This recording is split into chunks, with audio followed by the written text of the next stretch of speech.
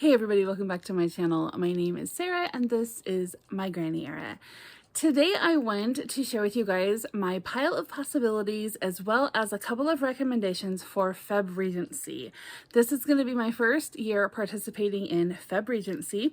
There are several co-hosts. I will put all the information in the description box for you, but this is basically a month to focus on reading literature that was written during the Regency era in England. They have like this written in Britain rule from what I understand. So these will be things that were written from the period of 1795 through 1837, the Regency era of England, and things that were written in England. From what I understand, this can be fiction and nonfiction. However, everything on my list, both the pile of possibilities and the recommendations, are all fictional stories, and none of them are by Jane Austen. I hope this list inspires you. So I'm going to start with the pile of possibilities, things that I'm thinking about reading.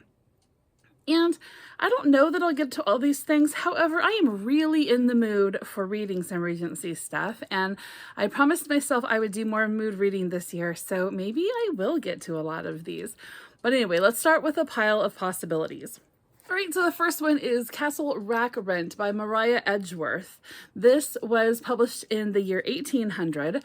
It is a satire, I guess, on Anglo-Irish people, landlords, I guess. Apparently this was a rebellious topic for the time, and I cannot find any evidence, though I haven't really dug super deep, but I cannot find any evidence, like, in this book anywhere that she had published this anonymously. So, bold lady for her times, I suppose. It says that this novel sort of changed the focus in Ireland from religion to class, and that this was one of the first regional novels, like to tell a story of a certain region. And apparently it boldly predicted the rise of the Irish Catholic bourgeois. So I don't know anything about any of that. Which means I'm either going to learn a whole bunch of stuff or I'm going to be completely lost. But the book is fairly tiny, so we'll give it a try. All right, so next up is Evelina by Fanny Burney. This was published in 1778. This is one of the, writers that Jane Austen would have read and probably was inspired by as well. And Maria Edgeworth as well. But this one is kind of like, it seems like an Austen-esque sort of story. It's a coming-of-age story. It takes place in London and Bristol. It's a young girl, and she's just kind of experiencing the world as a young adult. So I think it's going to be sort of Austen-esque, but we'll see. You don't want to read like too much about the introduction or the back of the book in classics because they spoil them all the time, but it's fairly thick. I'm thinking, yeah, it's a little over 400 pages. So I've never read anything by Fanny Burney either, so that will be a new to me author.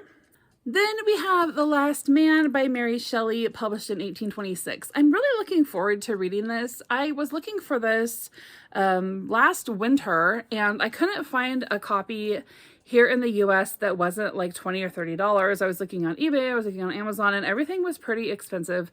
But I ended up going to Bath in April, and I found this at Waterstones for £10. So still cheaper than the US. I'm sure there's somewhere here in the US that will have this for approximately the same price. I just couldn't find it anywhere. So anyway, this is the Oxford World's Classic, which the thing I don't like about those versions is, like, I don't know if you guys can see that, but the print just seems kind of like thick, if that makes sense. It's more difficult for me to read. The good thing about it, I guess, is it's very dark, so it's easy for me to see it. I do have prescription glasses, I just won't wear them. But because it's also like a thicker type, it's almost like too much ink on the stamp. You know what I mean? It's sometimes difficult for me to read. Anyway, but it'll be okay. And it's a pretty thick one too. It's over 400 pages as well. Now, this story was written after Percy Shelley's death, and Mary Shelley went back to England. I think they had been like in Italy, maybe. And she had gone back and she wrote this dystopian novel. It takes place in her imagined 21st century. And there are a couple of main characters that I guess she sort of modeled in the way of her husband, Percy, as well as Byron, which they were, all friends. And so these two characters, and I guess it's kind of telling the story of the decline of England. They are now a republic ruled by the elite. And it says it basically tells the story of tragic love and the extermination of the human race due to a plague. So, of course, this came on my radar during, the last 5 years. Somewhere in there, people were talking about this book. So it got me interested in wanting to read it. Now, I don't particularly love Mary Shelley. I'm kind of 50-50, and I will explain more about that here in just a couple of minutes because I have a couple of more Mary Shelley stories to tell you guys about. But so I am giving her a shot again because, like I said, I had 50-50. I had kind of a not so great experience and a great experience with Mary Shelley. I think that this also is going to be kind of like an expression of her disappointment, right? Because they were in that romantic era of Britain and everything was artsy and everything was like, like their Regency hippie era. I don't know. And then she lost, Byron and Percy, and everything just kind of fell apart, and, relationships with friends and all this stuff. And so I just wonder how much of that is going to be sort of played into this story. So we'll find out. I have some theories and some suspicions and some ideas already about how this is going to go. So we'll see if any of that proves to be true. All right, next on my pile of possibilities is The Mysteries of Udolpho by Anne Radcliffe. And this one was published in 1794. This is one of the books that Jane Austen parodies in Northanger Abbey. It's a gothic and it's, old house, young girl, whatever, sort of a story. I wouldn't want to read too much because I don't want spoilers, although we can probably get the general gist. But it says, it's the story of orphan Emily. She finds herself separated from the man that she loves, and she's confined within a medieval castle. Her aunt's new husband confines her there. Inside the castle, there is an unwanted suitor. There is terrifying things going on. I guess the uncle is a really mean guy, and she has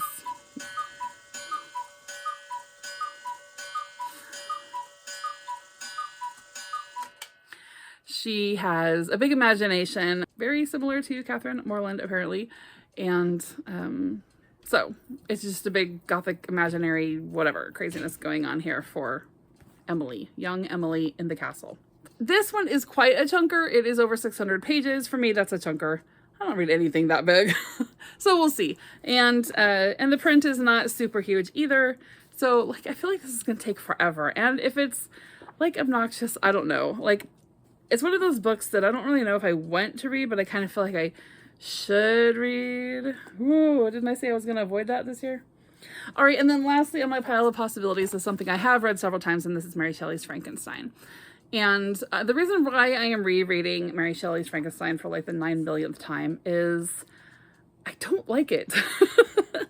The story idea I think is fantastic, but she wrote it very young, and I'm even reading, this is the version that was published in 1831. She originally wrote it in 1816, but this one is the 1831 version, and I actually, on the Febregency Discord, was visiting with someone who said that a lot of people preferred the 1816 version that she wrote, I don't know, she was 17, 18, so she's super young.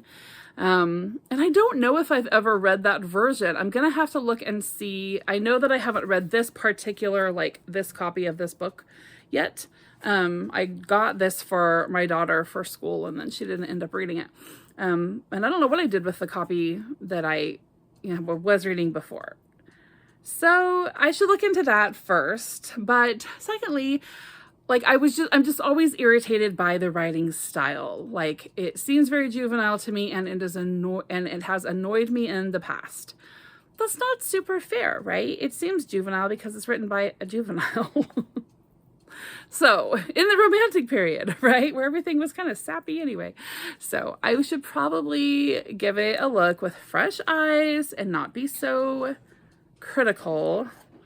But I've been wanting to do that for a long time, so Febregency kind of gives me the opportunity to jump in, right, and get that done. So I'm going to get that done, do my little analysis, and I'll tell you if I love it or if I hate it. All right, next up, I'm going to share with you guys a couple of recommendations. I just have two, but all the other stuff was recommendations as well. Now, this first story was written in 1820. This also is by Mary Shelley. So this is the second half of that 50-50 I was talking about, where kind of like her, kind of don't. This is the one that I really loved. I loved everything about this whole volume, but there's a lot of stuff actually packed into this book. Now, the story itself was written around 1820, but it was not actually published until after 1997. There is some cool history surrounding this short story. It was found in a house in Italy in 1997. So it says, in the fall of 1997, in the Tuscan hills north of Florence in Italy, a small booklet sewn into paper covers turned up in a long unopened crate of old letters and other documents. It bore the title Maurice and an inscription, for Lorette, from her friend Mrs. Shelley. So they did an investigation, and it proved to be her manuscript of this story, Maurice. She had tried to get it published in around 1820 when she had first written it, but that didn't work out. And so she gave it to this young girl, and it had been kept there. And there's a whole story here in this book that is written by Claire Tomalin, who is, a well-known biographer. I've loved all the biographies I've ever read that she has written. She writes biographies mainly of, English authors. But she writes, the majority of this actually is Claire Tomalin describing the story of how this family came to know Mary Shelley and their history, then the story of the rediscovered manuscript. Like, the whole thing is so interesting. And then there is a modern rewriting, I guess, of the story. And then in the back of it is the actual story, even with all of Mary Shelley's corrections and things. And that is the part that I read. I did not read the modern rewriting. I guess it's not really a rewritten, it's just corrected. Yeah. So the other version in here is like corrected and slightly modernized. I don't really like to read stuff like that. If it's in English, like, I just want to read it how they wrote it, right? But there's all kinds of, pictures in here and illustrations, just different things, different people that we've probably never heard of connected to Mary Shelley. It really is just a biography of her and how it relates to this young girl to whom she gave the story. The story takes place in Torquay, and it's just basically about a young boy searching for like home and family and kind of what happens with that. It's a simple story, and it's a good story. It's actually really reminiscent of Elizabeth Googe's story, Gentian Hill, and which is weird. I mean, it's so close. Like, that also takes place in Torquay. It's like literally, I don't know, it's a very similar story. And I only picked up on it because I had just read Gentian Hill just like a few months before or something. And I was like, wow, these are so similar. But if this story wasn't discovered until 1997, there's no way Elizabeth Googe could have sort of based her story on that. But then as I was sort of preparing for this video tonight, came across something that said one of the reasons why they wouldn't publish the story is it was very reminiscent of another story that was, a contemporary story during Mary Shelley's time. And so maybe Elizabeth Googe's story is based on that story as well.